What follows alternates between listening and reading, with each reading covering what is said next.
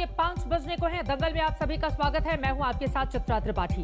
Corona काल में तू मैं से आगे निकलकर राजनीति अब एफआईआर तक पर उतर आई है। छत्तीसगढ़ में पूर्व सीएम रमन सिंह और बीजेपी प्रवक्ता संबित पात्रा पर पुलिस का घेरा है, तो मध्य प्रदेश में पूर्व मुख्यमंत्री कमलनाथ पर एफआईआर दर्ज हुई है। कोरोना को लेकर राजनीतिक स्कोर करते करते क्या राजनीति ने हद लांघी है? आज दंगल की बहस इसी मुद्दे पर होगी। हम आज पूछेंगे कि विरोधी पर एफआईआर सरकारों की टूलकिट है। क्या पुलिस के सहारे कोरोना काल की लड़ाई सरकारें जीतेंगी? क्या कोरोना पर परसेप्शन मैनेजमेंट में राजनीतिक शत्रुता इस वक्त निभाई जा रही है? कोरोना का कोई वेरिएंट इंडियन नहीं कहा जा सकता है, लेकिन कोरोना काल में क्या राजनीति का इंडियन वेरिएंट ज्यादा खतरनाक हो चला है, जिसकी सरकार उसी की एफआईआर? इस मुद्दे पर बहस शुरू करेंगे, लेकिन उसके पहले यह रिपोर्ट देखिए। तो अब कोरोना पर राजनीति करते करते मामला एफआईआर की राजनीति पर आ गया है। छत्तीसगढ़ में राज्य के पूर्व मुख्यमंत्री रमन सिंह पर एनएसयूआई की शिकायत पर एफआईआर दर्ज हुई, तो दूसरी ओर बीजेपी की शिकायत पर मध्य प्रदेश के पूर्व मुख्यमंत्री कमलनाथ पर एफआईआर हो गई है।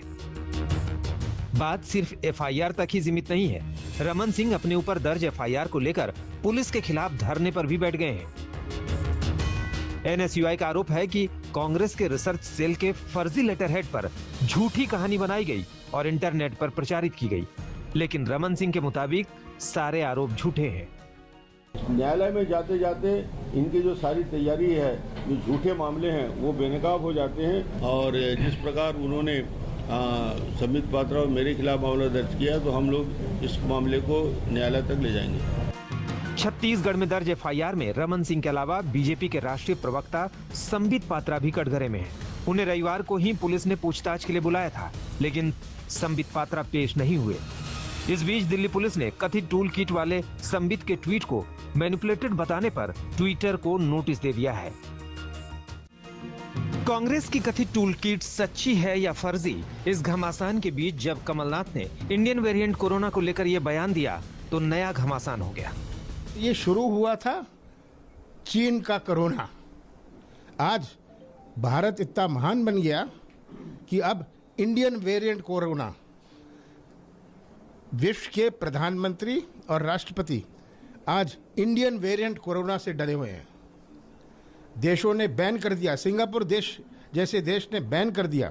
जो हमारे बच्चे स्कूल जा रहे थे, मुझे तो किसी ने बताया कि जिसको कॉलेज में एडमिशन हो गई थी, उन्होंने कहा आप इंडिया से आ रहे हैं, आप इंडियन वेरिएंट ले आएंगे। कमलनाथ के बयान पर बीजेपी को ये कहने का मौका मिल गया कि टूलकिट में जो हथकंडा सुझाया गया था, वो साबित हो रहा है। बीजेपी की शिकायत के बाद कमलनाथ के खिलाफ भ्रामक जानकारी फैलाने को लेकर भोपाल में एफआईआर भी दर्ज हुई है। मैं मैडम सोनिया गांधी से पूछना चाहता हूं,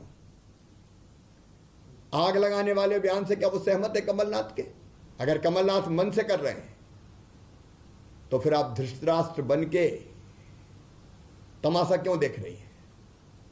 आप कार्रवाई कीजिए। और अगर आप सहमत हैं, तो देश को अवगत कराइए, ताकि देश अवगत हो सके कि कांग्रेस का सोच क्या है।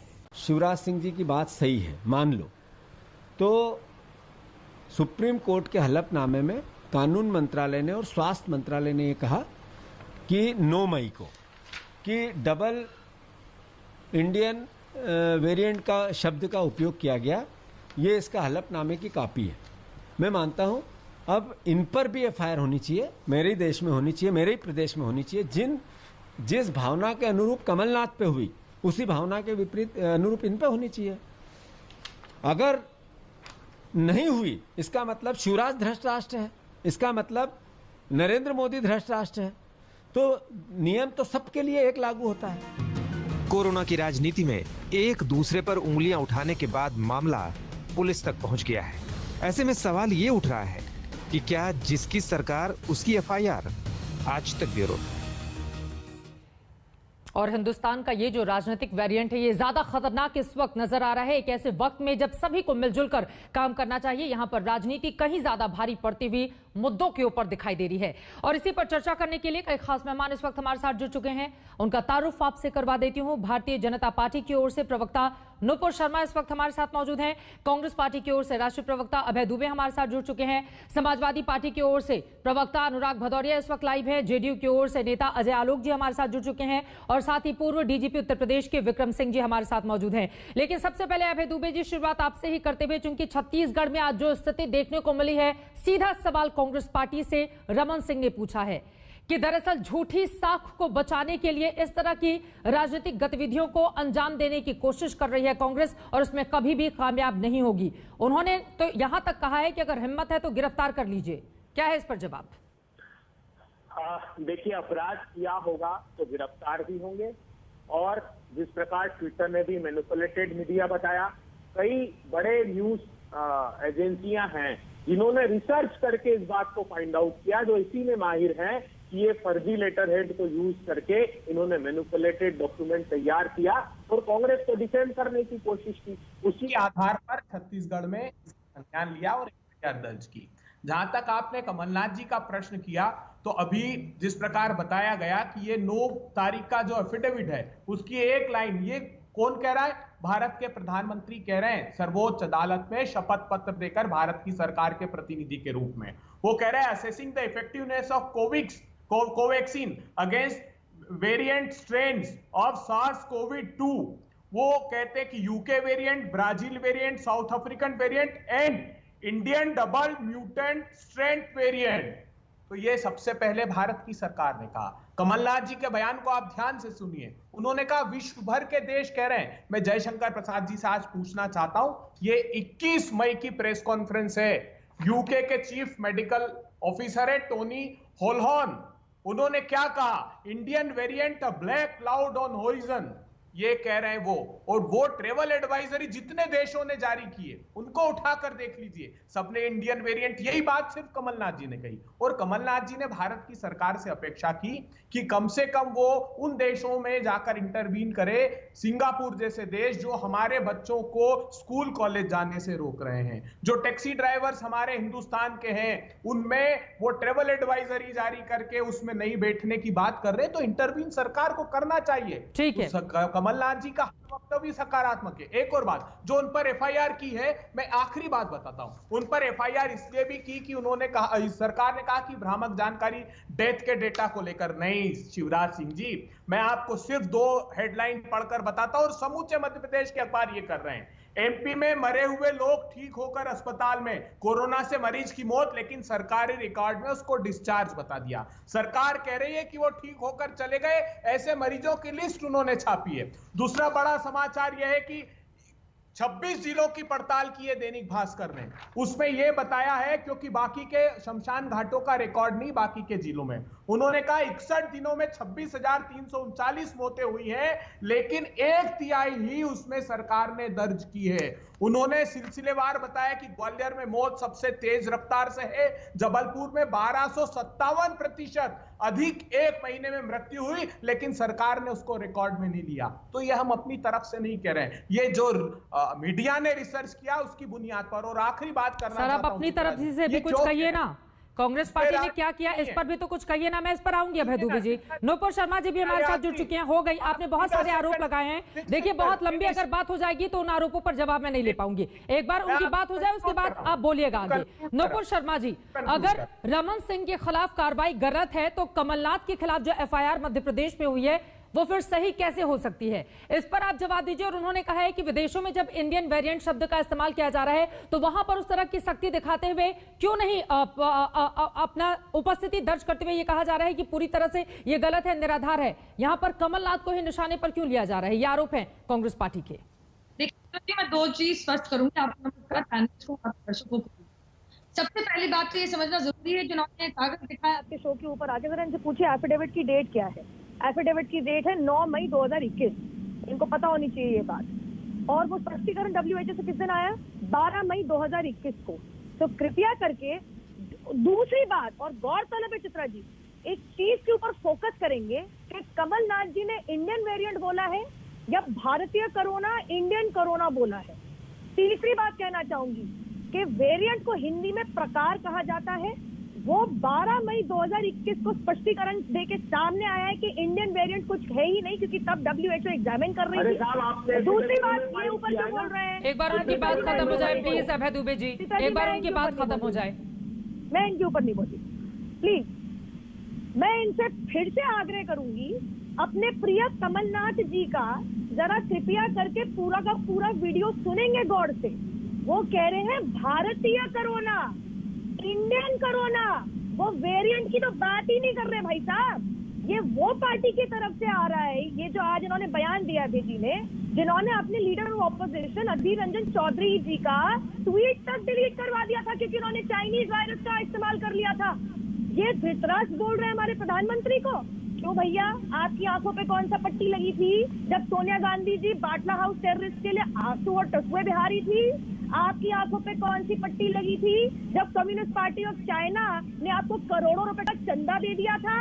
आपकी आंखों पे कौन सी पट्टी लगी थी जब आपके राहुल गांधी इन पावर होने के बावजूद, सॉरी चित्रा जी, मैं इनके ऊपर नहीं बोली, मुझे प्लीज मेरी बात कंप्लीट करने दीजिए। कोई तरीका बात खत्म हो जाए, आप दोनों की एक एक, ठीक है सर, ओपनिंग रिमार्क हो जाए, बाकी तीनों मेहमानों के पास भी मैं जाकर इस मुद्दे पर ले लूं, उसके बाद डिबेट को हम खोलेंगे, फिर एक दूसरे में खूब टोका टाकी आप कीजिएगा और सवाल जवाब कीजिएगा। एक बार नुपुर शर्मा की बात कंप्लीट हो जाने दीजिए अभय दुबे जी प्लीज। नुपुर, और आपकी बात पे, आपकी आंखों पे कौन सी पट्टी लगी थी जब MOU साइन कर रहे थे राहुल गांधी? न जाने क्या चीज पे साइन कर दिया भारत की सरकार में होने के बावजूद। कौन सी पट्टी लगी थी जब डोकलाम के फेस ऑफ के दौरान राहुल गांधी चिपके चाउमीन खाया है चाइनीज हाई कमीशन के साथ? कौन सी पट्टी लगी थी? कानों पे भी पर्दा फट गया होगा, रुई खुशाली होगी जब कमलनाथ जी कह रहे हैं कि हमारे पास मौका है, भारत पे हाथ लगा दो। क्या हो गया? सच्चाई आ गई बात। देखिए चित्रा जी, मैं इनके ऊपर नहीं बोली, आप मेरे शुरुआती कमेंट की बिना किसी हेकलिंग के चिल्ल पुकार के होने दीजिए। ये सड़क पर खड़े होकर चिल्लाना चाह रहे हैं, मैं नहीं चिल्लाना चाह रही क्योंकि अभय दुबे प्लीज, अगर दोनों लोग बोलेंगे तो आवाज किसी की समझ में नहीं आएगी। एक बार उनकी बात कंप्लीट हो जाइए प्लीज अभय दुबे, प्लीज अभय दुबे। और मुझे लगता है हम मुद्दे पर रहें, जो आज का मुद्दा है मुद्दे पर रहें प्लीज अभय दुबे। ठीक है नुपुर, जल्दी से अपनी बात खत्म कीजिए, बाकी लोग भी इंतजार कर रहे हैं। देखिए मेरे को लगातार तीसरी बार हैकल कर रहे हैं, तीसरी बार इन्होंने परेशान किया। क्यों? क्योंकि आज इनका पर्दाफाश हो रहा है। साफ सी बात मैं पूछना चाह रही हूँ, इनकी जो मैं तथ्यों पे कर रही हूँ, आने तो दीजिए आप मुझे। I am sorry Chitra ji, मैं कौन से तथ्यों पे बात नहीं कर रही हूँ। अभय दुबे जी, अगर देखिए प्लीज, एक दूसरे में इस तरह से टोका टाकी बिल्कुल शुरू में ही हम करेंगे तो डिबेट किस दिशा में आगे जाएगी। अभय दुबे, आप इतने सीनियर नेता हैं, प्लीज मुझे लगता है कि बार बार मुझे भी टोकना आपको अच्छा नहीं लगेगा। आप खुद उस मर्यादा का पालन कीजिए जिसकी अपेक्षा आप दूसरों से चाहते हैं। जल्दी से अपनी बात खत्म कर लीजिए। एक बार तथ्य को नकार के दिखा दीजिए कि आपके कमलनाथ ने इंडियन वेरिएंट बोला है, इंडियन कोरोना नहीं बोला। आप एक बार ये, आप यहाँ पे आप एविडेंस के साथ, तथ्य के साथ दिखाइए कि आपने अधीर रंजन चौधरी का चाइनीज वायरस लिखने के लिए ट्वीट डिलीट नहीं करवाया। आप एक बार बता दीजिए कि राहुल गांधी ने MOU पे साइन नहीं किया, करोड़ों रुपए का चंदा नहीं लिया आप लोगों ने कम्युनिस्ट पार्टी ऑफ चाइना से। एक बार दिखा दीजिए कि राहुल गांधी चुपके चुपके चाउमीन नहीं खा के आए वो चाइनीज हाई कमीशन पे। और एक बार दिखा दीजिएगा कि 8 लाशें किस तरीके से महाराष्ट्र के अंदर एक धरती पे भीड़ के अंदर आपने एक साथ तय संस्कार कर दिया। एक बार दिखा दीजिए तथ्यों के साथ कि महाराष्ट्र के अंदर हर रोज संक्रमण की दर 2% बढ़ रही है, हर रोज। एक बार आप तथ्य पे दिखा दीजिए कि आज भी मृतकों की दर कोरोना वायरस संक्रमण से सबसे ज्यादा पंजाब से आ रही है, जो 3 और 2.5% के बीच में ही डोल रही है। एक बार दिखा दीजिए आपके पंजाब के गांव के अंदर 60% से ज्यादा कोरोना वायरस की मृत्यु नहीं हो रही। एक बार तथ्य दिखा दीजिए आपके, आप लोगों को लगता है कि भैया ये जो किसान प्रदर्शन है ये कोरोना प्रूफ है, यहाँ पे तो कोरोना वायरस है ही नहीं, जो आप लोगों ने 12 पार्टियों ने, विपक्षी दलों ने साइन करके कोरोना फैलाओ संक्रमण का एक आदेश दे दिया है कि हम समर्थन करते हैं, आइए कोरोना फैलाइए। चलिए ठीक है, अब इस पर हम जवाब ले लेते हैं। ठीक है, उनके कहने का मतलब यह है कि जो चाइनीज कोरोना है उसको कहने में तो बचती है कांग्रेस पार्टी, लेकिन इंडियन कोरोना कहने में बिल्कुल भी उनकी जुबान नहीं कांपती और फट से ये करार दे देते हैं। क्या इससे देश की छवि खराब नहीं होती है? अभय दुबे जी जल्दी से जवाब दीजिए, फिर बाकी लोगों के पास आएंगे। देश की छवि जब खराब होती, जब हजारों शव मां गंगा के आंचल में शत विक्षत अवस्था में पड़े होते हैं और प्रधानमंत्री जी उसका संज्ञान नहीं लेते हैं। भारत मां की छवि तब खराब होती है जब ऑक्सीजन की कमी से लोग तिल तिल मरते हैं और प्रधानमंत्री असनसोल की रैली में कहते हैं कि लाखों लोग देखकर मेरा सीना गर्व से चौड़ा हो गया। छवि तब धूमिल होती है जब प्रधानमंत्री जी एक तरफ तो हमारा धार्मिक आयोजन निरस्त कराते और दूसरी तरफ हजारों की रैलियों में जाते हैं। अरे ये शपथ पत्र झूठा है जो आपने सर्वोच्च इंडियन कोरोना पर भी बोल लीजिए। ठीक है अभय दुबे जी, ठीक है। दूसरी बड़ी बात देखिए चित्रा जी, आज देश को ये समझना चाहिए कि ये क्या कर रहे हैं। ये सिर्फ पर्दा डालने की कोशिश कर रहे हैं अपनी नाकामियों को छुपाने के लिए। कभी टूल किट लाते हैं, कभी गलत तरीके से कमलनाथ जी का बयान चलाते हैं। अरे आज देश को आप बताइए कि वैक्सीनेशन का इंतजाम कैसे करेंगे। समूचा देश त्राहिमाम कर रहा है, युवा रोज लाइन में जाकर लगते हैं और कह दिया जाता है कि वैक्सीन नहीं है। जब चरम पर था कोरोना तब आपने वैक्सीनेशन की व्यवस्था नहीं की। जब समूचा विश्व एक साल पहले वैक्सीन के ऑर्डर बुक कर रहा था तब आपने एक साल तक उसका संज्ञान नहीं लिया। ठीक है, की दो बड़ी वैक्सीनों अब इस पर दो लाइन में मैं जवाब ले लेती हूँ नुपुर शर्मा से। अभय दुबे जी, लेकिन ये आग लगा दो मौजूदा वक्त में यही इसकी डिमांड है, ये भी कमलनाथ कहते हुए वीडियो में दर्ज हुए हैं। ठीक है सर, आप इसको खारिज कर रहे हैं, आप बोलिएगा, लेकिन नुपुर जल्दी से दो लाइन में जवाब दीजिए, बाकी तीन मेहमान भी इंतजार कर रहे हैं। कि या तो अभय दुबे जी ज्यादा जानते हैं या इकबाल सिंह चहल जी ज्यादा जानते हैं, जिन्होंने ऑन रिकॉर्ड आके कहा है कि ऑक्सीजन की कोई कमी नहीं पड़ी मुंबई के अंदर हमारे को, हमने 350 मीट्रिक टन में काम चला लिया। तो या तो ये ज्यादा जानते हैं, वो ज्यादा जानते हैं, या तो ये ज्यादा जानते हैं या आप लोग न्यूज मीडिया वाले ज्यादा जानते हैं कि 22 शवों को एक एम्बुलेंस में ठूस के कूड़ेदान के थैले के अंदर बांध के महाराष्ट्र में इस तरीके से बेकदरी हो रही थी। बोलेंगे नहीं, लेकिन सोनिया जी संतुष्ट थी, देखिए कैसे बोलेंगे, इनके आग लग गई। इसी आग की बात कर रहे थे कमलनाथ जी, कैसे आग लग गई, आग लग गई आपके, है आग लग गई। इकबाल सिंह चहल कार्य कर रहे हैं लोगों के साथ, आपकी तरह टीवी पे बोलना बंद नहीं कर रहे। या तो इकबाल सिंह चहल झूठ बोल रहे हैं, आप झूठ बोल रहे हैं, आप मान लीजिए। तीसरी बात मैं कहना चाहूंगी, ये कोविड पैंडेमिक के लिए कुछ नहीं कहेंगे, टूल के उन्होंने आगे करके बोल दिया राजीव गांधी के तो नहीं हमारा है, प्लीज एक एक करके बोले। फिर भी आप इनको चुप कराइए, मैं इसको नहीं बोल रही हूँ। ठीक है, आप दोनों लोग एक सेकंड सर प्लीज, अब बाकी मेहमानों का रुख करते हुए। ठीक है, मैं देखिए नुपुर हो गई बात, मुझे लग रहा है सिर्फ एक मुंबई और महाराष्ट्र का उदाहरण मत दीजिए। क्या नुपुर, क्या ऑक्सीजन की वजह से जान नहीं गई है लोगों की? एक मुंबई का उदाहरण दे देकर क्या पूरे देश को आप खारिज कर देंगी? ये भी तो सवाल है ना नुपुर शर्मा। ठीक है, आप आगे बोलिएगा, लेकिन उसके पहले अनुराग भदौरिया जी, ये परसेप्शन की लड़ाई लड़ी जा रही है क्या इस समय कि सरकार के ऊपर जितना कीचड़ है उछालो और अपने राजनीतिक परसेप्शन को दुरुस्त करो, बिना लोगों के बीच में जाए ट्विटर पर पूरा वॉर खेलो? देखिए कितना बुरा लग रहा होगा हिंदुस्तान जब आपके प्रोग्राम को देख रहा होगा। कोई कह रहा है मेरा महाराष्ट्र, कोई कह रहा है मेरा दिल्ली, कोई कह रहा है मेरा यूपी, कोई कह रहा है मेरा पंजाब, कोई कह रहा है मेरा राजस्थान, कोई कह रहा है मेरा बिहार। शर्म करो थोड़ी सी। पूरे देश में, पूरे वर्ल्ड में कोरोना केसेस में इंडिया नंबर 1 हो गया। 2,68,000 केसेस हैं और 3 लाख हमारे हिंदुस्तानियों की मौतें हो चुकी, जो नंबर 3 पे आ रहा है। यही हिंदुस्तान की परिभाषा आप देने वाले थे। मैं प्रधानमंत्री से पूछना चाहता हूँ, आप यहाँ तो हमारी ट्रिपल इंडिया की आप कह रहे थे 5 ट्रिलियन इकोनॉमी करेंगे। आज बांग्लादेश से भी -8 पे पहुंच गए हम। बांग्लादेश 3.8 पे है। शर्म नहीं आती है? सब बोलते हो, आपस में लड़ते हो आप लोग। यहाँ लगातार गंगा में लाशें बह रही हैं, वो जानवर नोच रहे हैं, ऑक्सीजन की बगैर ऑक्सीजन कमी से लोग मर गए। आप एफआईआर खेल रहे हो। कमाल है भाई। तमाम तरह के टूल का पता लगाते हैं, घूमते हो इधर से उधर, और आप जो जिन टूल की जरूरत है उनका पता नहीं लगा पाते। फंगस किट की यहाँ पे जरूरत है, टूल की किसी को नहीं मिल रहा है। लोग उसके बगैर मर रहे हैं। गाँव में आपका मेडिकल किट नहीं है, लोग मर रहे हैं बिना दवा के, बिना ऑक्सीजन के। वहाँ फाइनेंशियल किट नहीं पहुंचा पा रहे तो भूखे मर रहे हैं लोग। और कमाल की बात करते हैं आप यहाँ पे हिंदुस्तान की बात करने में आपकी जीभ लड़खड़ाती क्या? हिंदुस्तान की बात क्यों नहीं करना चाहते?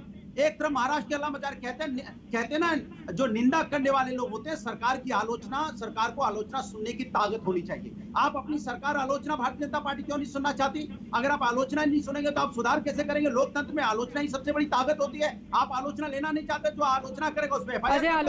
उत्तर प्रदेश में तो यही बना रखा है आपने, जो सरकार के खिलाफ कोई बात करेगा उसके खिलाफ एफआईआर, सरकार के खिलाफ बात करेगा उसके खिलाफ एफआईआर दर्ज कर ली जाएगी। ठीक है, हो गए अनुराग भदौरिया, आगे आप अपनी बात रखिएगा, बाकी लोगों की भी बात हो जाए प्लीज। अनुराग, अजय आलोक, वहाँ न खाने को, न पीने को, न दवा है, न ऑक्सीजन है। वहाँ पे तड़प रहा है। एक गांव में 100 लोगों की मौतें हो रही हैं, 40-20 लोगों की मौतें हो जा रही है एक गांव में। और आप ये यहाँ पॉलिटिकल पार्टी बीजेपी और कांग्रेस जब भी बात होती है नूरा कुश्ती करते रहते हैं हमेशा। चाइना के समय में भी ये नूरा कुश्ती कर रहे थे। बफेलो एक्सप्रेस को ठीक है अनुराग भदौरिया प्लीज इनका ऑडियो डाउन कीजिए, ये चुप नहीं होंगे, ये सुनते ही नहीं है। और लोग भी रहते हैं, आप लोग ठीक है करना जानते हो। ठीक है सर, समस्या को हाईजैक करके ठीक है अनुराग भदौरिया जी, समस्या का हाईजैक हो जाए। असली समस्या वही की वही है जिसका समाधान भारतीय जनता पार्टी समस्या को हाईजैक करने की कोशिश की जा रही है क्या? ठीक है, हो गया अनुराग भदौरिया आपकी बात। प्लीज अनुराग भदौरिया के ऑडियो को कम किया जाए, बाकी मेहमानों के पास भी हम चलेंगे। अजय आलोक जी, बोला तो नया भारत बनाएंगे, डिजिटल भारत देखिए चित्रा जी, ऐसा है कि इनको अब फेडर लो कर दीजिए। ये बफेलो एक्सप्रेस ने रुकेंगे नहीं, एक बार शुरू किया तो चालू रहेंगे। अरे सही बात, मेरी एक सलाह है, अरे मेरी एक सलाह, अरे यार रुक जाइए ना, मुझे ही बोल लेने दीजिए, नहीं तो आप ही बोल लीजिए, हम लोग आपको सुनते हैं, है ना। बाबा रामदेव के बाद प्रवचन देने वाला आप ही हुए हैं, अजीब हालत है। देखिए एफआईआर की जहां तक बात है, तो किसी भी सरकार के द्वारा एफआईआर का गलत इस्तेमाल करना ये कहीं से ठीक नहीं है, चाहे वो किसी की भी सरकार। और इस देश में इस एफआईआर का प्रचलन काफी दिनों से चल रहा है, जो कि एक दुर्भाग्यपूर्ण बात है, इसमें कोई शक नहीं है। लेकिन साथ के साथ ये भी देखना बहुत जरूरी है कि जब हम पैंडेमिक में चल रहे हैं और पैंडेमिक में ऐसी बातें एक जिम्मेदार व्यक्ति के मुंह से निकलना जिससे कि लोगों में भय फैले, जिससे कि लोग में खतरा व्याप्त हो, जिससे एक अराजक स्थिति बने, ये कहां से न्यायपूर्ण और तर्कसंगत हो गया।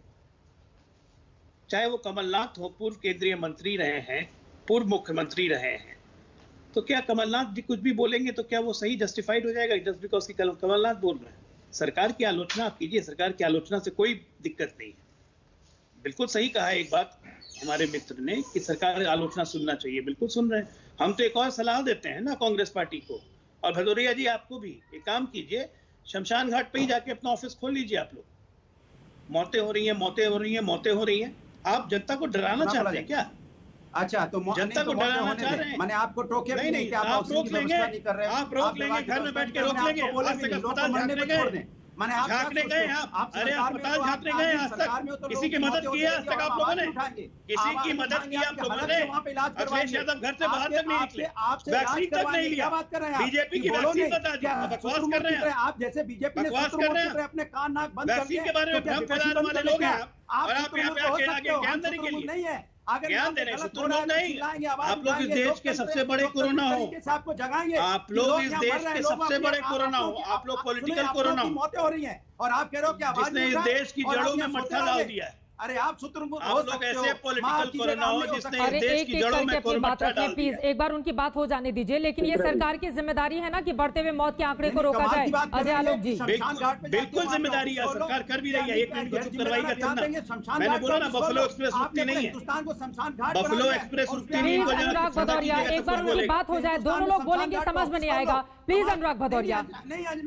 नहीं चित्रा जी, ये गलत बात है। आप कहेंगे कि शमशान घाट, अरे ये इनको चुप करवाइएगा। भारतीय जनता पार्टी शमशान घाट पे ऑफिस खुलवाना चाहती है। आप क्या कालाबंदी हटा लीजिए, नहीं कालाबंदी हटा लीजिए, हिंदुस्तान को तो बता, गर्मी बहुत है, कालाबंदी हटाइए, क्या कालाबंदी हटा लीजिए, गर्मी बहुत लग जाएगी, तुरंत ब्लड प्रेशर बढ़ जाएगा, कालाबंदी हटा। चलिए ठीक है, इस तरह की व्यक्तिगत टिप्पणी से हम बाहर निकलेंगे। अजय आलोक, अगर आपकी बात खत्म हो गई हो, मैं विक्रम सिंह जी के पास जाना चाह रही हूँ। ठीक है अनुराग भदौरिया, प्लीज हो गई आपकी बात। आपके भी नेता कहाँ हैं? कहीं तो दर्शन दिखाई नहीं दे रहे हैं। नहीं, आप लोग भी तो इतने सालों तक सरकार चलाए हैं ना, विपक्ष की कोई जिम्मेदारी होती है कि नहीं होती है? अनुराग, एक सेकंड अनुराग भदौरिया जी, एक सेकंड अनुराग भदौरिया जी, लॉकडाउन का पालन करते हुए सिर्फ ट्विटर के अलावा भी आप दूसरे तरीके से मदद कर सकते हैं। प्लीज अनुराग भदौरिया, 5 साल हो गए, 5 साल हो गए, अब तो चुनाव भी होने हैं 6 महीने के बाद उत्तर प्रदेश में। प्लीज जनता देख रही है, यहाँ पर इस तरह की बातें मत कीजिए। अनुराग भदौरिया, सिर्फ कीचड़ उछालना आपका काम नहीं होना चाहिए, सिर्फ कीचड़ उछालने का काम बंद कीजिए।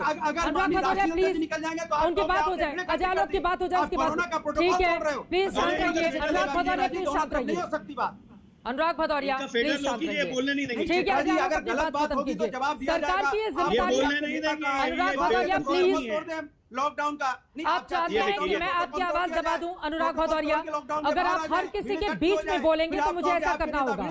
Please Anurag Bhadauria, please Anurag Bhadauria, please Anurag Bhadauria, सड़क पर जाए बिना भी मदद की जा सकती है। और लॉकडाउन अभी लगा है ना सर, एक सेकेंड, लॉकडाउन अभी लगा है ना, हम तो देख रहे हैं बीते 5 सालों से। प्लीज अनुराग भदौरिया, प्लीज चित्रा जी उनको डाउन कीजिए, किसी को नहीं बोलने देंगे। अनुराग भदौरिया की आवाज डाउन कीजिए प्लीज। अजय आलोक अपनी बात खत्म कीजिए, उसके बाद मैं विक्रम सिंह जी आपके पास जाना चाहूंगी। जल्दी से अजय आलोक प्लीज। चित्रा जी, आज तक एक बहुत इंपॉर्टेंट चैनल है, लगभग एक साथ 50 करोड़ लोग देख रहे होंगे इस प्रोग्राम को। मैं बस यही याद दिलाना चाहता हूं कि 16 जनवरी से इस देश में वैक्सीन पर भ्रम फैलाना किसने शुरू किया? Starting with Akhilesh Yadav, BJP की वैक्सीन, कांग्रेस के मुख्यमंत्री छत्तीसगढ़, ये वैक्सीन हम यहाँ पे नहीं लेंगे, ये सेफ नहीं है, चाहे वो कांग्रेस से कोई नेता हो, शशि थरूर से लेके कोई भी व्यक्ति।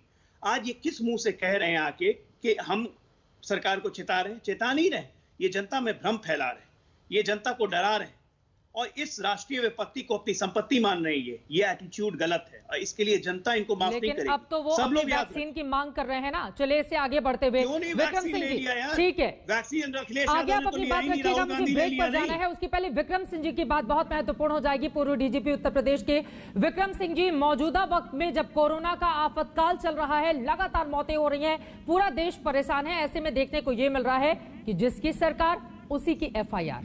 इस पर क्या बोलेंगे सर? श्वेता जी, एक सामान्य भारतीय नागरिक होते हुए मैं यही कहूंगा, आप सब उम्र में मुझसे बहुत बहुत छोटे हैं, लेकिन ये कातर जनता आपको माता पिता अभिभावक के दर्जे पर रखती है।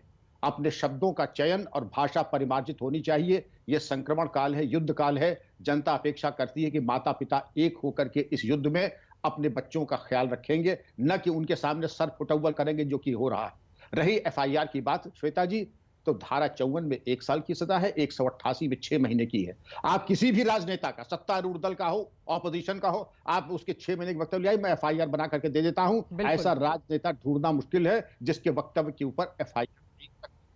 जी चित्रा जी, ऐसा कि एंकर जिसके के ऊपर FIR नहीं हो सकती है, लेकिन FIR करना मकसद नहीं है। ये मकसद, ये समय, ये संक्रमण काल है, युद्ध का काम है। पूरा देश एकजुट होकर के एक एक आउंस अपनी एनर्जी युद्ध काल में अपने प्रतिद्वंदी, अपने खिलाफ जो कोरोना वायरस है उसके खिलाफ लगाने का समय है। अगर हम एनर्जी FIR में लगाएंगे, कानूनी राय मशवरे में, अदालत और कोर्ट कचहरी में लगाएंगे, तो हमारी शक्ति का ह्रास होगा। और क्या संदेश हम दे रहे हैं जनता को? हम आपसे बड़ा विनम्र निवेदन है, एक सामान्य भारतीय नागरिक होकर के कृपा करके ये संदेश दें कि इस महामारी में आप सब, हम सब एक हैं। FIR वगैरह में आप जिस नेता का हमें भाषण दे दीजिए चित्रा जी, 6 महीने का, मैं FIR का मजबूत देता प्रोग्राम खत्म होने के पहले, और ऐसी FIR दूंगा, न सिर्फ FIR हो जाएगी बल्कि उसके बचने के रास्ते भी रकम होंगे। तो चित्रा जी, मेरा निवेदन यह है कि ये गुड फेथ में, या किसी भी तरीके से किसी ने अगर कुछ कह दिया तो उसको परामर्श, और अगर वाकई अगर कुटिलता पूर्वक कोई अगर बयान दिया है, राष्ट्र का अहित करने के नियत से दिया है, तो कठोरतम कार्रवाई हो। फिर 188 और ये 54 डिजास्टर मैनेजमेंट। ये महत्वपूर्ण बातें आपने विक्रम जी आपने कही हैं। मैं आपके पास फौरन लौटूंगी, इस ब्रेक के लिए हमें रुकना पड़ रहा है, लेकिन महत्वपूर्ण हो जाता है कि ऐसे दौर में जब सत्ता पक्ष और विपक्ष को एक साथ मिलकर काम किए जाने की जरूरत है, ताकि एक एक जान को बचाई जा सके। ऐसे वक्त में जिसकी सरकार उसकी FIR, ये डराने और धमकाने का काम इस देश में क्यों चल रहा है? यहीं से चर्चा में आगे बढ़ेंगे। एक छोटे से ब्रेक के बाद हम फौरन लौटेंगे, कहीं जाएगा मत, आप देखते रहिए आज तक। सहारे कोरोना काल की इस लड़ाई को जीतने की कोशिश में है सरकारें। इसी बात को लेकर लगातार ये चर्चा जारी है दंगल में। एक बार फिर से विक्रम सिंह जी, आपका ही रुख करते हुए, चूंकि यहां पर 3 अलग अलग मामले हैं। एक तरफ छत्तीसगढ़, जहां पर रमन सिंह और संबित पात्रा के खिलाफ FIR हुई है, मध्य प्रदेश कमलनाथ के खिलाफ FIR हुई है। वहीं दूसरी तरफ अब दिल्ली पुलिस की ओर से बाकायदा मैनिपुलेटेड ट्वीट को लेकर जानकारी मांगी गई है ट्विटर से। अब हमारे दर्शकों को जल्दी से आप जानकारी दे दीजिए, उसके बाद मैं अपने राजनीतिक मेहमानों के पास जाऊंगी। सच इस पूरे मामले में सामने कैसे आएगा? विक्रम सिंह जी, चित्रा बोल रही हूं। जी सर। जी, मेरा एक ही वाक्य में परामर्श ये होगा कि कृपा करके इसमें कानूनी अभिमत ले लें और 24 घंटे के अंदर अभिमत लेकर के देख लें, क्योंकि FIR CRPC में ही प्राविधान है कि अगर बहुत ही ट्राइफलिंग, जो शब्द अंग्रेजी में यूज किया ट्राइफलिंग, अगर बहुत ही सामान्य या बहुत मामूली आरोप लगाए गए हैं जनरल किस्म के, उसकी विवेचना करने की आवश्यकता नहीं है। और जहां पे ट्राइफलिंग आरोप है, आरोप लगाने के लिए आरोप लगाए गए हैं, वहां पर इस तरीके की कार्रवाई। अब पूर्व मुख्यमंत्री, मैं ये नहीं कहता पूर्व मुख्यमंत्री कानून से ऊपर है, कोई कानून से ऊपर नहीं है चित्रा जी। तो चित्रा जी, अगर कानून से ऊपर नहीं, अगर मेंसरिया है का और उद्देश्य ये है किसी को बदनाम फरेब करने का, तो फिर मैं ये भी कहूंगा कच्चा वार न करें। जितना बड़ा राजनेता उससे बड़ी सजा। फिर रासुका लगाइए, फिर ये मत कहिए कि हम 188 IPC लगाएंगे और 54 डिजास्टर मैनेजमेंट लेंगे जिसमें 6 महीने 4 महीने, फिर 100 सोनार की 1 लोहार की रासुका लगाइए बहुत कायदे से, जिससे कि बाकी जिंदगी राजनीति जेल के पीछे से करे जैसे बहुत राजनेताओं ने किया है। लेकिन मनमाने तरीके से ये एफआईआर की राजनीति, ये घटिया ग्राम पंचायत स्तर पे हम अपनी राष्ट्रीय राजनीति को न ले जाए। ये ग्राम पंचायत में अभी तक हम लोग देखते थे कि इस तरीके के लोग ग्राम पंचायत और इस तरीके के लोग आरोप प्रत्यारोप, एफआईआर, थाना चौकी और ये स्तर राजनीति का था। राष्ट्रीय स्तर की राजनीति, वरिष्ठ स्तर की राजनीति, उनका स्तर बड़ा विराट होता है। वो एक मानक के मील के पत्थर हैं। हम उनको आसमान से ऊपर बहुत दैवी संपदा से विभूषित देखते हैं। क्या आदर्श स्थापित कर रहे हैं आप हमारे सामने, युवाओं के सामने? क्या आदर्श स्थापित करने की एफआईआर और थाने चौकी से राजनीति चलेगी या संसद से चलेगी? कांग्रेस और बीजेपी दोनों पर ही ये बातें समान रूप से लागू होती हैं। एक बार नुपुर आपकी बात हो जाए। अभय दुबे मैं फौरन आ रही हूं आपके पास। नुपुर शर्मा जी, थाने के बाहर जाकर रमन सिंह ने आज 2 घंटे तक धरना प्रदर्शन किया। गिरफ्तारी की बात वहां पर वो करते हुए नजर आ रहे हैं। पुलिस अगर जांच कर रही है तो उसमें सहयोग करे ना, फिर ये धरने की राजनीति क्यों हो रही है वहां पर? मैं जरा विक्रम जी से बात करना चाहूंगी। आदरणीय विक्रम जी, मेरे जहन में आपके लिए बेहतरीन इज्जत है, बहुत ज्यादा, और मैं खुद एक वकील होने के नाते भी आपसे एक सीधा सवाल पूछूंगी। मेरे हिसाब से जो कमलनाथ जी के ऊपर एफआईआर हुई है वो कम हुई है, क्योंकि वो इस इल्जाम पे तो करी ही नहीं है। उन्होंने जो देश में आग लगाने की बात करी है, ये तो किसी और बयान के ऊपर एफआईआर हुई है। आपको नहीं लगता कि कमलनाथ जी का इतिहास, ठीक नरसंहार का इतिहास को मद्देनजर रखते हुए, उनका पूरा कार्यकाल को मद्देनजर रखते हुए, उनके ऊपर ये देश में आग लगाने की बात के ऊपर भी एक कड़ी से कड़ी एफआईआर होनी चाहिए, जबकि महामारी से जूझ रहा है देश।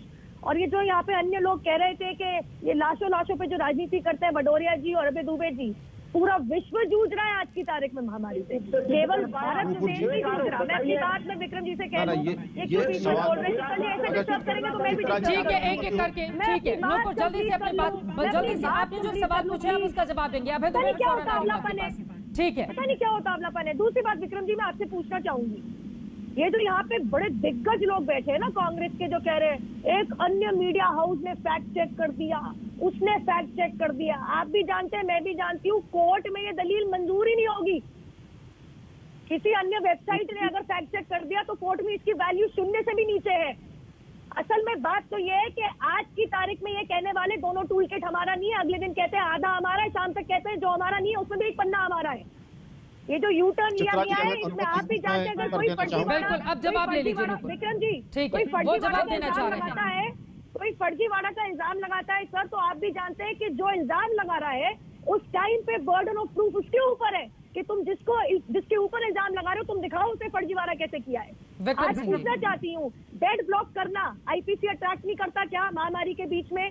कोविड पैंडेमिक कहना, मोदी वेरिएंट कहना, देश की बुराई करना, आप सरकार से सवाल पूछो, लेकिन भारत नफरत में मत बदलो उसको। क्या ये अट्रैक्ट नहीं करता? Epidemic diseases act, disaster management act, IPC act. Nupur ji, आप बहुत विद्वान अधिवक्ता हैं, आपसे तो हम लोग सीखते हैं, लेकिन जो मेरी तुच्छ बुद्धि कह रही है, कोई भी कानून से ऊपर नहीं है। वो फिलॉसफी जो ब्रिटिश लॉ की, the king can do no wrong, वो हमारे यहाँ प्रासंगिक नहीं है। वो चाहे श्री कमलनाथ जी हो, आप हो, मैं हूं, कानून की परिधि में सब आते हैं। अगर कमलनाथ जी ने कोई त्रुटि की है, कोई अपरिमार्जित भाषण दिया है, मैं समझता हूं कि आप ऐसे जिम्मेदार लोग कानूनी मशवरा लेने के बाद एफआईआर कराएंगे, जिसे कि त्रुटि विहीन एफआईआर हो, बाद में किसी को शर्मिंदा ना होना पड़े। और अगर कमलनाथ जी ने कोई बात कही है या मैंने कही है तो मैं तो निकल जाऊंगा 188 और 54 डिजास्टर मैनेजमेंट एक्ट से जमानत करा के, लेकिन कमलनाथ जी के लिए आपकी जिम्मेदारी है भागने के सारे रास्ते बंद हो जाएं, क्योंकि जितना बड़ा राजनेता उतनी ही बड़ी सजा।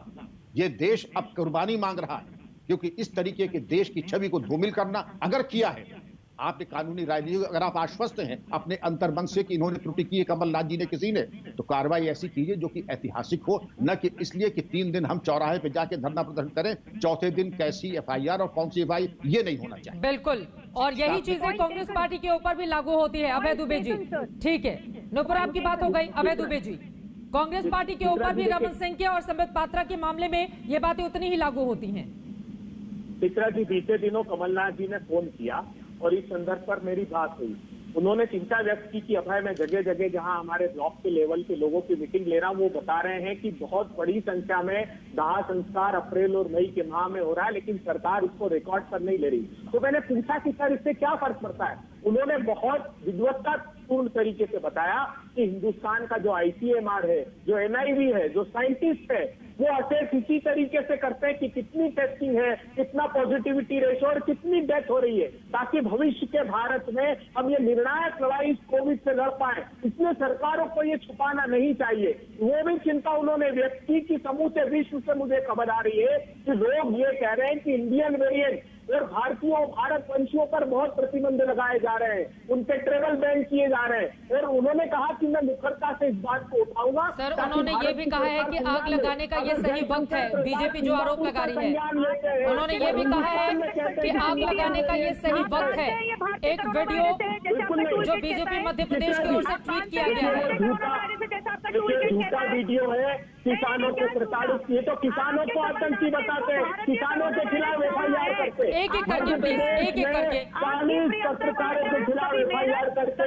शिवराज जी चौहान ने FIR की। अभी राजगढ़ में 307 का मुकदमा लगा दिया। उस पत्रकार का कसूर ये था कि उसने बताया कि ICU खुद। अरे दोनों लोग बोलेंगे कैसे समझ में आएगा? प्लीज आप कम से कम एक दूसरे का सम्मान यहाँ तो कर ले। राज्य सरकारों के जरिए FIR का मामला तो चल ही रहा है, यहाँ पर तो सम्मान कर ले एक दूसरे का। प्लीज एक एक करके अपनी बात रखेंगे, दोनों साथ में बोलेंगे, कैसे समझ में आएगा? अभय दुबे जी, नुपुर शर्मा, प्लीज एक एक करके। आपके दिग्गज नेताओं के क्या ये बयान नहीं आए थे?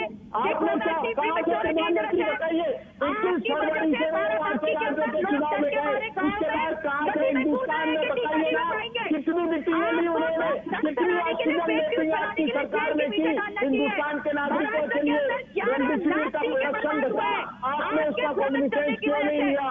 आप दोनों बोल रहे हैं, समझ में किसी को नहीं आ रहा है। प्लीज अभय दुबे, नुपुर शर्मा, दोनों ही लोगों से ये गुजारिश है, प्लीज आप कम से कम डिबेट की मर्यादा को समझिए। आप दोनों लोग लगातार बोले जा रहे हैं, किसी को कोई भी बात समझ में नहीं आ रही है। देखिए चित्रा जी, मैंने अभय दुबे जल्दी से अपनी बात खत्म कीजिए प्लीज सर, प्लीज सर। देखिए मैं विनम्रता से यही कहना चाहता हूँ, कमलनाथ जी की बातों का संज्ञान सरकार ने सकारात्मक तरीके से विश्व के उन देशों से बात करें जो हिंदुस्तान को बदनाम कर रहे हैं। एक बात, दूसरी मौत के आंकड़े, गुजरात का भयावह दृश्य आया, दिव्य भास्कर गुजरात से प्रकाशित किया कि 13 मई का गुजरात में 1,23,000 मौतें हुई है। गुजरात की सरकार ने सिर्फ 4,000 मौतें दर्शाई है। नुपुर जी, ये इतिहास लिखा जाएगा तो आप लोगों को क्षमा नहीं करेगा हिंदुस्तान के साथ ये दुर्व्यवहार करना बंद कर दीजिए। लगातार बोलने से कुछ नहीं होगा। अरे गुजरात के पुत्र, गुजरात के प्रधानमंत्री जी साइक्लोन में 7 लोगों की मृत्यु हुई। हाँ, प्रधानमंत्री जी का दायित्व है गुजरात जाए, मगर वाराणसी के पुत्र है। सब प्लीज, अब मैं बाहर निकलना चाहूंगी। अगर इस तरह से हम लड़ेंगे तो अब समझ में आ गया कि ये देश कोरोना से कैसे लड़ेगा।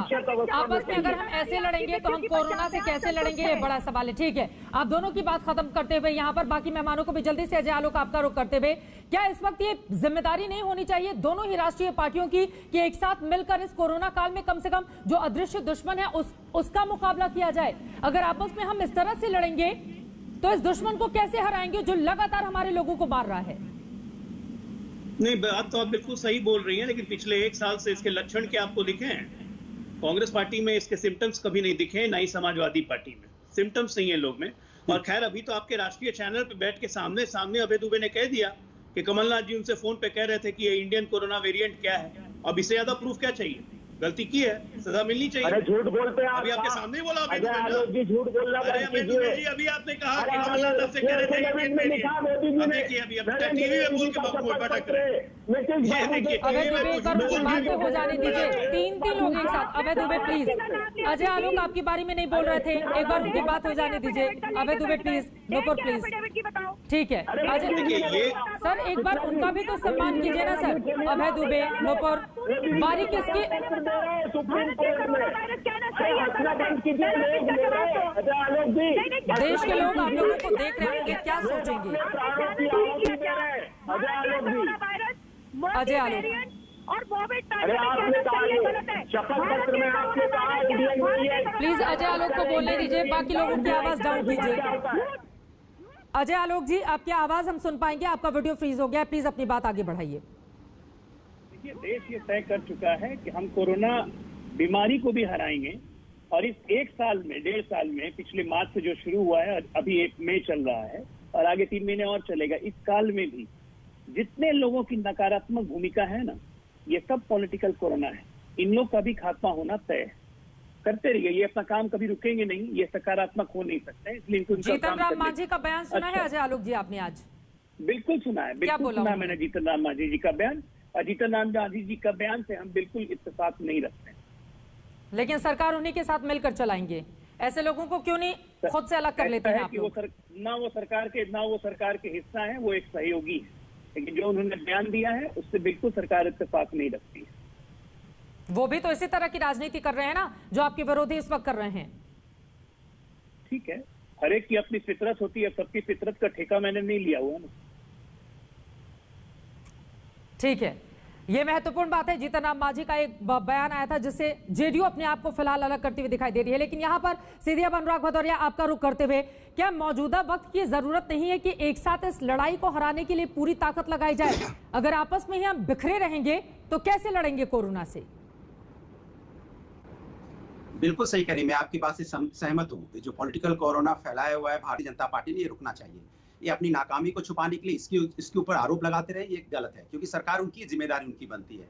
और जिस तरह से कोरोना से लगातार लोगों की मौतें हो रही है और कोरोना की जो व्यवस्था सरकार को करना चाहिए तो सरकार करने में फेल है। अब जब सरकार के ऊपर सवाल उठाया जाता है तो सरकार कहती है आप पॉलिटिक्स, आप लोग आपदा में अफसर खोज रहे हो। आपदा में अफसर कहाँ भाई? अगर आपने आंख कान नाक बंद कर लिए, ऐसा कोई घर नहीं इस देश के अंदर में जिसके यहाँ मौतें ना हुई हो। और लगातार मौतें की संख्या कोई कम तो हुई नहीं है, बढ़ती जा रही है। चाहे गांव हो चाहे शहर हो, लगातार मौतों की संख्या बढ़ रही है। और सरकार इस पे इशू को डाइवर्ट करने के लिए कि कोरोना पे ज्यादा बात ना हो पाए या ब्लैक फंगस अपना पैर फंसा रहा है, वो भी उससे भी लगातार मौतें हो रही हैं। तो एफआईआर गेम इन्होंने शुरू कर दिया। कमाल की बात कर रहे हैं। सरकार ऐसी बातें कर भी क्यों सकती है? सरकार को तो बोलना चाहिए कि अभी एफआईआर गेम नहीं होना चाहिए, अभी गेम होना चाहिए। कैसे देश को बचाएं? ये भारतीय जनता पार्टी लगातार यहाँ पे चुनाव कराती है, चाहे विधानसभा चुनाव चाहे पंचायती चुनाव। इनके गलत फैसले, इनकी नाकामी, गलत नीति की वजह से पूरा हिंदुस्तान कोरोना में आ गया और कोरोना से हिंदुस्तान जूझ रहा है। वो ये लोग उसके ऊपर चर्चा नहीं करना चाहते, उसमें बात करो, आरोप लगाना चाहते हैं। आप कोर्ट भी बोल चुका है, आप सुप्रीम कोर्ट की तरह है, सुप्रीम कोर्ट की तरह मत बनिए। कान नाक आंख खोल के रखिएगा, कोई कह रहा सुनने की कोशिश कीजिए। हाईकोर्ट कहता है आपने राम भरोसे छोड़ दिया, एक तरफ हाईकोर्ट कहता है कि आपने नरसंहार किया है। प्लीज एक एक करके अपनी बात रखें। मुकदमे नहीं होने चाहिए। मैं तो माननीय उच्च न्यायालय से बोलूंगा। नौकर शर्मा पूछ रहे हैं, अनुराग भदौरिया टीका लगवाया आपने नहीं लगवाया? फैसले की वजह से लगातार हिंदुस्तान जूझ रहा है, हिंदुस्तान की मौतें हो रही है। वो लोग राजनीति करने बैठे, यहाँ पे भारतीय जनता पार्टी अपनी जिम्मेदारी लेने को गए नहीं और अपनी जिम्मेदारी न लेकर दूसरों पे जिम्मेदारी छोड़ दी है। कमाल की बात कर रहे हैं भाई। इनको अरे यही चिल्लाते रहिए, वैक्सीन आप मंगा नहीं पाए, वैक्सीन का आपने ऑर्डर दिया था तो हिंदुस्तान में वैक्सीन आ गई होती, लोगों को वैक्सीनेट हो गए होते। आपकी नाकामी आप दूसरों पे डालना चाहते हो, आपने वैक्सीन क्यों नहीं बनवा लिया?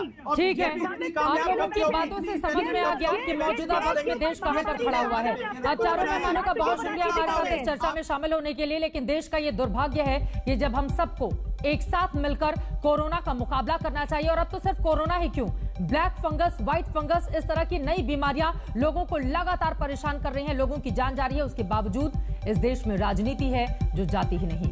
इसका क्या किया जाए? ये जो राजनीति का नया वेरिएंट कोरोना काल में भी दिखाई दे रहा है, इसको जड़ से खत्म कैसे किया जाए ताकि हम सिर्फ बीमारी से मुकाबला कर सकें, ये अपने आप में बड़ा सवाल है। एक छोटे से ब्रेक के लिए हम रुकेंगे, लेकिन जब वापस लौटेंगे तो जनता की क्या राय आज के सवाल पर, जिसकी सरकार उसी के एफआईआर, इस मुद्दे को लेकर दंगल में लगातार हम बहस कर रहे थे और चर्चा के जरिए आपको ये तो समझ में आ गया होगा कि राजनीति इस पूरे मुद्दे पर किस तरह से हावी है। सरकार कोई भी हो, कोई भी एक दूसरे से कमतर पड़ना नहीं चाहता और इसी वजह से राजनीतिक प्रतिद्वंदिता हर जगह हावी दिख रही है। इसी वजह से आज दंगल में हमने सवाल पूछा था कि क्या कोरोना काल में एफआईआर सरकारों की टूल किट है?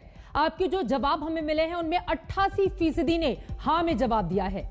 इन 88% लोगों के हां में जवाब से ही आप समझ सकते हैं कि देश की जनता अपने नेताओं को किस तरह से देख रही है और जो भी काम किए जा रहे हैं उसको कैसे परख भी रही है, जबकि सिर्फ 12% लोग ऐसे हैं जिन्होंने नहीं कहा है। सरकारों को इस बात को समझना होगा, पक्ष और विपक्ष के नेताओं को इस बात को समझना होगा कि मौजूदा वक्त आपस में लड़ने का नहीं बल्कि मिलकर काम करने का है। एफआईआर की इस तरह की पॉलिटिक्स बंद हो और देश के बारे में पहले सोचा जाए, इस उम्मीद के साथ दंगल में आज के लिए बस इतना ही।